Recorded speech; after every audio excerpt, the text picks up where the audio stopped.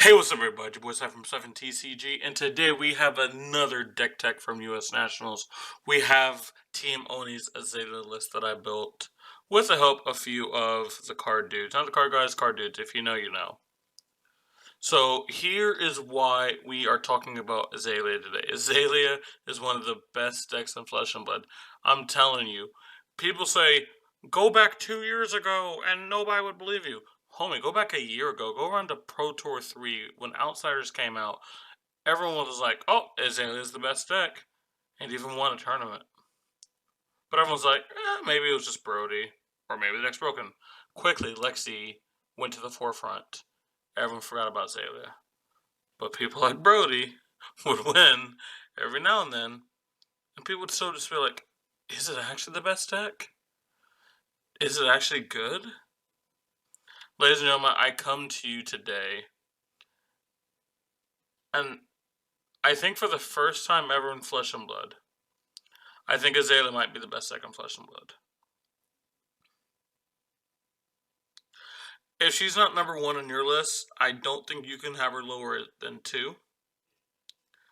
This hero is quite polarizing right now in Flesh and Blood. A lot of people are complaining about Run the Ledger.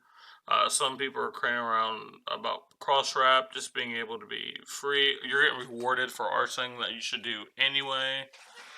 I'm here to say, ladies and gentlemen, this stuff has been here for a long time. We have just now learned how to use it properly. Now, does that make it broken? Who absolutely knows? But that's for you guys to decide after you guys watch this deck tech. So, I will catch everyone up if you guys have not seen one of these deck techs yet. I am the captain and the coach of Team Oni, a Flesh and Blood team based out of Ohio, and I do a lot of deck building for the team. When it came to Nats, there was like 6 options I had. I finalized this for all of them, did a bunch of testing with all of them, even as I'm recording, because I'm actually recording these before I travel to Nats. I don't actually know what I'm going to be playing. By the way, hey, maybe it was a stick. Alright, I'm kind of stalling, most because I want to talk a lot about Azalea, but I'm trying to, like, in my head, get bullet points of what I want to say so I don't ramble. Because this hero has treated me very, very kindly, and if it's the choice I end up making for Nats, I think it is a very good choice. But I think the only way to stop me from rambling is we just go right into it hard. Pause. Alright, going to equipment, we have Bullseye Bracers, Crow's Nest, Death Dealer, Findle's Spring Tunic, Swollen Cross Wrap, and some Dragon Scalers. The people that are trying out this like New Horizon build, not even with Skull, not even with like Sandsky, we're just Death Dealer. That build's super fake, by the way. I thought I'd just let everyone know that build is super fake. Actually, you know what? Let me say for a third time, build super fake. By the way, I just realized something. Alright,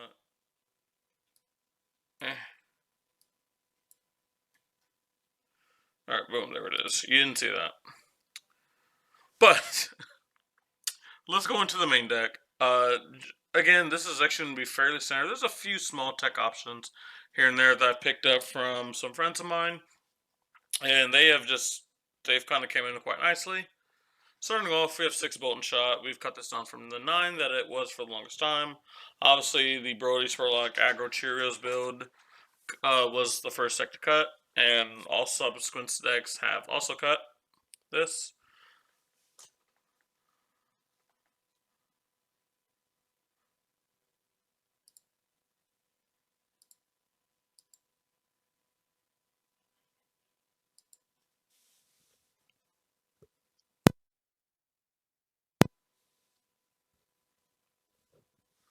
Wait, hold on. What? Brother. Hello? Alright, cool. So, I accidentally unplugged my mic while talking, but I didn't realize it was unplugged. I'm pretty sure it was like right here. Drill Shot, pretty simple. It's a 0 for 4. That's what a lot of things in the deck are doing. It's just 0 cost, do a thing, have an on-hit, be irrelevant unless your name is Bolt and Shot. This is to put -1 counters on. Endless Arrow, so I will openly tell you this right now. People do over Endless Arrow a little bit. While it is a snatch that draws a snatch, the fact that people are like bending over backwards to like fire this arrow, then bending over backwards to block this arrow, like obviously yes, if it makes sense, block this arrow. Yes, if it makes sense, send the endless arrow. But like where I like endless arrow the most, I will not send it if I intend on arsing something else. Endless arrow is the type of hand where it's like, okay, my opponent made me block out. Heck, I can just send like a pump plus endless arrow at a breakpoint, see if it hits, or hey, I have nothing in hand. So that's okay. I'm not like taking like 20 damage to pump up an endless arrow just so it can maybe hit. Where I would 100% do that for like Bolden Shot if I had another arrow and like or one of these other arrows. But like endless arrows are as good. I see people overrating what this card is actually here to do. Especially since Dromai's left. Dromai was still in the format, slightly different story. And I guess Prism, if they don't have Halo up, this card does raise its stock a lot. But outside of that, like do not like bend over backwards for this arrow. Red Infecting, it's just good on rate. This is a 1 for 7. If they do not pay for the Blood Rot, which a lot of times people do not, because that means they had to hold a whole card back, which means it's less offense, which means we have more room to continuously fire stuff at them. So people will most likely push, or they would have blocked already. And then we just get the free 2 value out of this. Going into our buffs, we have a set of Lace, Blood Rot, Lace of Frailty, and Lace with Inertia. These are all 0 for 3s, get their respective token. This is all pretty standard. Premeditate. This is also very solid. The only tricky thing about this, and this is a small talking point I do want to go with, is the usage of this card in multi-attack chains. So there's 2 general schools of thought. There's people that play this card immediately and just say, hey, if one of these random attack hits, I get a ponder token. But I'm missing like 2, sometimes 3 attacks at them. It's going to be awkward to block. Or people are going like, I'm going to save it, conceal as much information as possible until I'm ready to actually fire that arrow, if it's multiple arrows. And it's going to be the arrow that I want to be awkward, breakpoint, and want to hit. I'm currently under the school of thought is I'm just going to play the card. Especially if I'm sending like a Bolton Shot first. I'm totally down to go Bolton Shot with a pre-med attached to it while having multiple cards in hand. Because then my opponent has to think, like, okay, is he actually going to be able to use this Ponder well? Is he just here to get a pump? Like, my opponent has to ask, like, why just the premeditate with 2 cards in hand?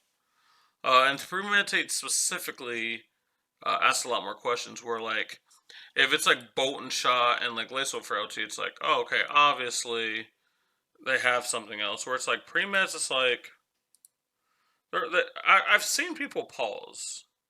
I've seen people pause when it's premeditate Bolton Shot. Now, should you? No, it's not that deep. I'm just gonna play the card because it's a good card and I want an arsenal guaranteed. That's it. But hey, I'm telling you, next time you guys play premeditate, look at your opponent. See how like much more they just like mauled. It's like, hey, 9 times out of 10 I'm gonna have an arsenal in Azalea anyway, and if I'm playing premeditate and I don't have an arsenal already, this arrow, I'm probably telling you that it's going to hit no matter what because you can't afford to block it out, or if you do block it out, I'm so fucking happy and it's just a little bit of a bait. Read the Guild Path, gives you information, gives you +3. There was a time where I was running red and yellow glide and scout. I don't think we need that much top deck manipulation at the cost of utility, but it is a good shout that those kind of effects are very powerful. And if space ever opens up in the deck as like a ban, or we found out we don't need a certain card, some top deck information is where I would probably go. This card's been out since the second set, and all of a sudden it's a problem. I mean, this card is definitely good. Like, don't wrong, this card is very, very good. This is not something to quit the game over about. It's caused a lot to our drama. But to kind of talk about more about the card itself, I'm not going to do any more subtweeting. The power of this card is it just has action. So I had an argument with a local one time. They were playing Dio. and I hit them in the Red in the Ledger. They tried to play multiple actions, but because they're instants, I feel like I play it. Red in the Ledger has the really busted text that says they can't play activate one more than action. It doesn't matter what speed. It doesn't matter how the card was played, as long as the action happened. That's all you do. That's all you can do. Now, obviously, if something says like once per instant, like Phi. Phi says once per instant, you can do that. That's not an action. Zen is an instant, right? But like in the Azalea mirror, if I activate Azalea, that's all I'm doing. If I activate Death Dealer, that's all I'm doing. If I'm playing Kano, and I get him the Run Ledger and I go Gaze of the Ages, it doesn't matter that I activate Kano afterward and try to like play some spells. They're still actions. This card's so good. We've cut down to one Release the Tension. While D-Rex actually have gone up, the matchups where I actually care about the D-Rex, we do have some tech in the sideboard for that kind of matchup. But it's still good enough to be playing the deck. Remorseless. Remorseless is really good against aggro. It does have some splash versus the D-React decks where they're going to park in their defense action in their arsenal. We have the Remorseless ready for them, and we get to just tell them, like, hey, like their life sucks a little bit and they can't use that D-React. One of Sedation Shot. So there's exactly 3 decks in this format while I'm playing Sedation Shot. And I really wanted to run more. I just could not cut anything else and feel happy about it. Was Azalea, Kano, Zen. Coincidentally enough, the 3 most common decks people put in their S tier. All of those decks really, really enjoy an arsenal. And all those decks are going to have trouble blocking this. As a one-of, it's pretty good to fetch off a knock, or if it just happens to be the arrow in your hand, you're just more than happy to shoot it against every single deck, but especially against those first 3 decks. You're looking pretty good. Same reason for Seek and Destroy. Seek and Destroy, just Arsenal Disruption in general is super good. The fact that this is a discard instead of like bottom. Because like with Inertia, like yeah, you still get to like keep the card. This says they're gone. Unless you're like a Graveyard Synergy deck, which exactly bonds decks are the decks that I'm like, Seek and Destroy might help them by accident. If you're not a bonds deck, I don't care that I hit you with Seek and Destroy. Like, I don't care. I just want your cards gone. There's almost no way any other deck can benefit. And if there is, hey, I missed it. But yeah, this card is absolute nasty against every single deck. People's heads will drop whenever you play the Seek and Destroy, especially if you played another one. It's one of the keys to the Kano matchup, because that is a hot matchup. And I had to go through Kano to get to the finals I got to with Azalea. Had to face a few Kanos, and just constantly disrupting their arsenal was the only way I had a shot to win, and that's how I got there. A lot of thanks to Seek and Destroy. Take Aim is my pick for probably the 3rd most broken card in this deck. It's probably right behind Bolt and Shot and Codex for me, and yes, Red Ledger is not a top 3. I guess it's good, but I've explained why Bolt and Shot's actually the best arrow in the whole entire deck. It's one of the reasons that we've added Rain Ragers back in the deck against my better judgment. But like the things that this card does, like let me just break down a very baseline scenario. Turn 1, you can play Take Aim, Reload, Cross Wrap. That might be the way you actually find, your Red in the Ledger, turn 1, and get to shoot it and just tell someone, hey, they don't get to play the game starting off on turn 1. This enables a lot of powerful 2-card hands where normally you'd have to lose a card to be able to like play the Death Dealer. Yes, you draw a card, but then you're cycling another card. Where at least with Take Aim, you can just go like Take Aim, Endless Arrow, and just move on with your day. Where like if you had to pitch the card to Death Dealer and you don't draw an arrow, it's like kind of weird. I think Take Aim and Endless Arrow is like the best 2-card combination in this entire deck. Because it's a really weird thing for your opponent. It is one of the few times that, like, I probably would structure a turnaround in this arrow. It's one of the, Yeah, no, it's probably the only time I'd really structure turn, like, specifically around Endless Arrow. Outside of just being, like, block 12, so Endless Arrow or something. It's because it's 7. I'd use no resources for it, and I get rewarded so hard if it does hit. And that's thanks to how Tech Aim and the reload mechanic works. Amplifying Arrow. Uh, this this is a card that is very cuttable if you want some more utility in your deck. Like, you want more sedation shots, you want some hamstring shots, you want some fatigue shots, some sleep darts, whatever. But like, at least like the ceiling of this is like, as long as you play 3 buffs, it's pretty fucking good. It's a yellow block 3 when you need it. The only issue is with no pumps. This is like, I don't know, probably one of the worst things you can do in Flesh and Blood besides send, like, I don't know, blue slogism into like yellow rushing Broadhide. That might be the only thing more cringe than saying a naked amplifying arrow, but yeah, like I said, the floor of the card's good enough. Has a pretty good ceiling. It's actually it's on its medium days. It's also pretty good. Like again, outside unless you're exactly buffing it with nothing, this card's always pretty good, and I can definitely take that.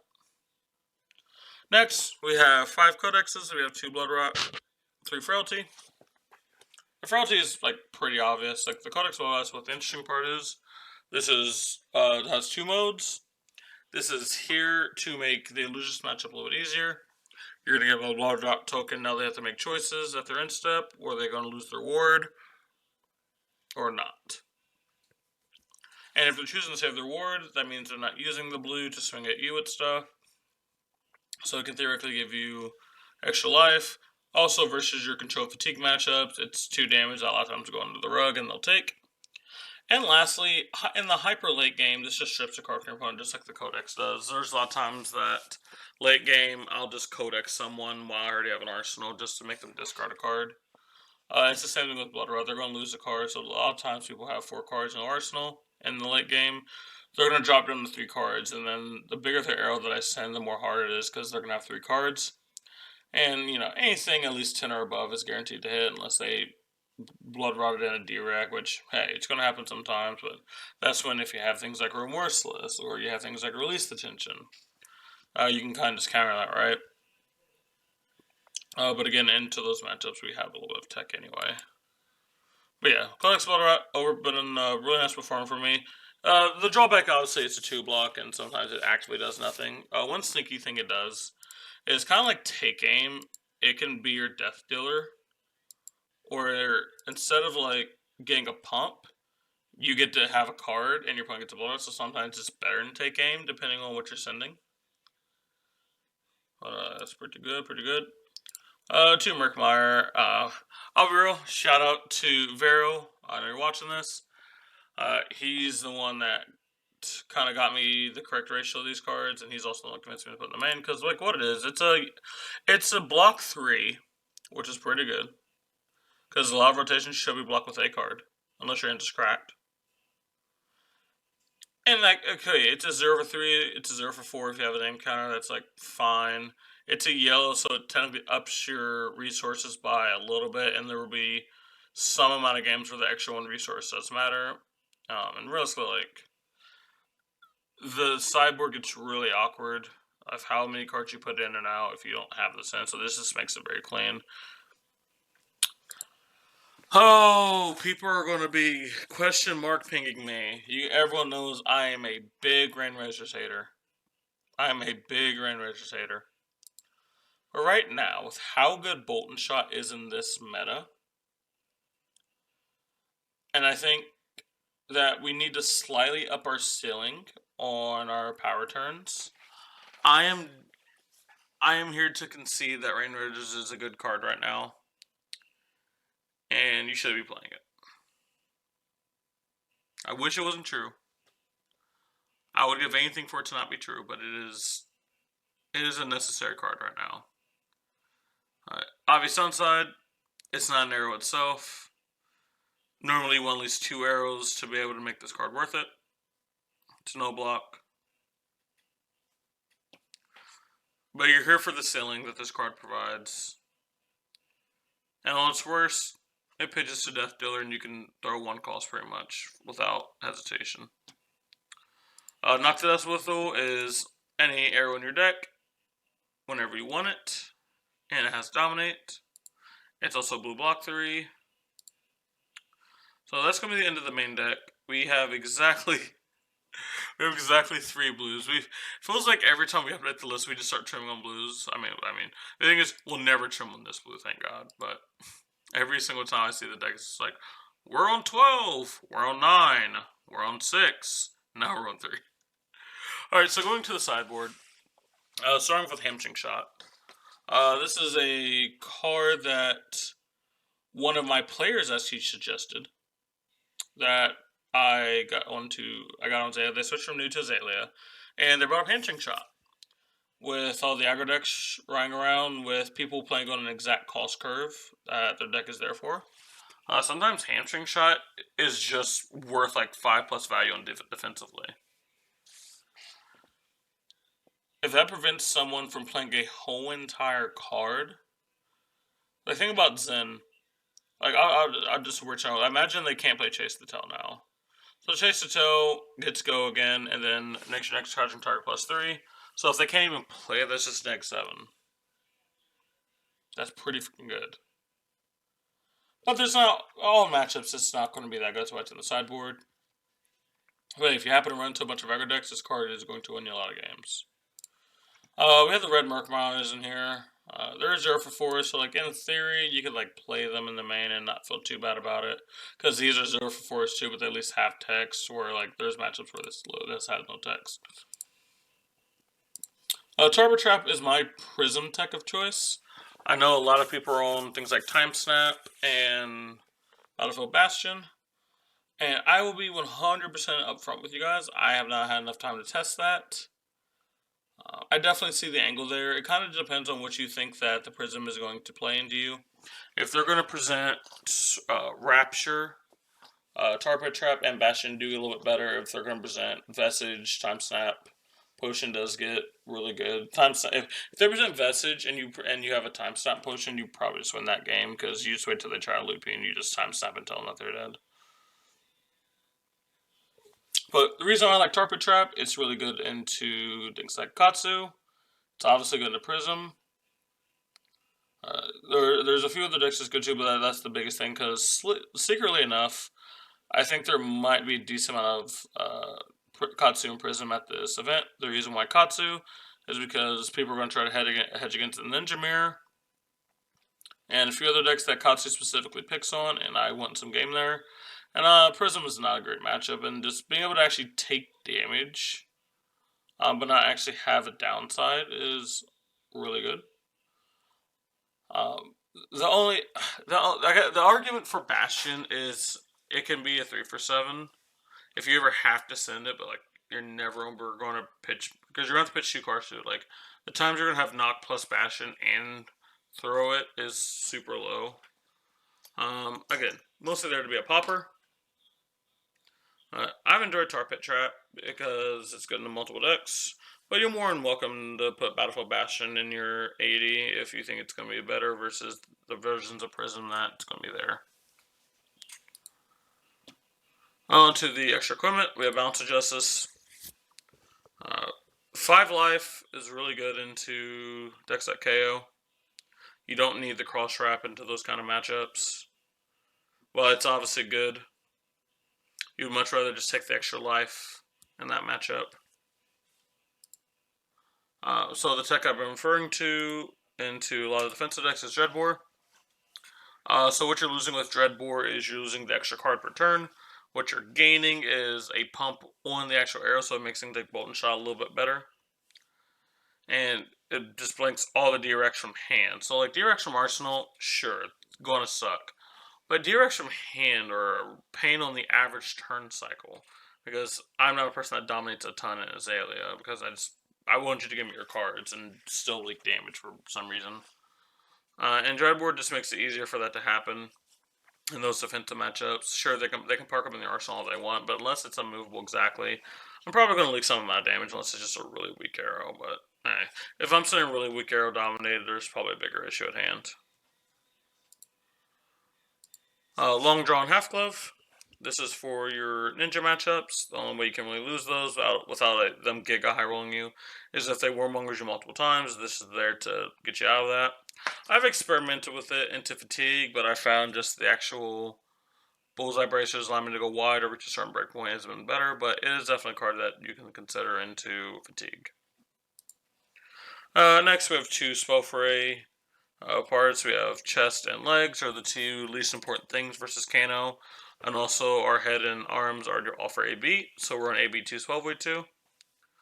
And just enough pressure in that matchup and curving and not hitting a bunch of all red hands. That matchup's pretty winnable for you if you can just get them a bunch of inertia tokens. Also, if the matchups where I usually use the Kanos where they just randomly bash me when I have no way to protect myself, or like I never hit them with an arsenal disrupting effect ever. So that's going to be the deck. Again, I have zero clue what deck I'm playing.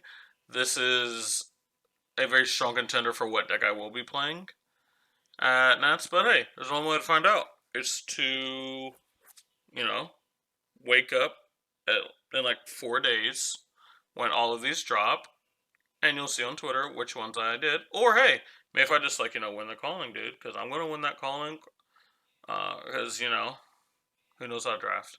But but yeah, you'll find out which one I play. There's a large chance it's this. I know there's another deck really fighting for its spot to be the thing I play, but this deck is just probably the best spot it's going to be in. I'd be really remiss if I didn't play it, but maybe that other deck is just too powerful. If you guys enjoyed this video, make sure to like, subscribe, comment below, which you guys will see next. It's been your boy Cy from Fabtcg. I'll see you guys next time. Peace out.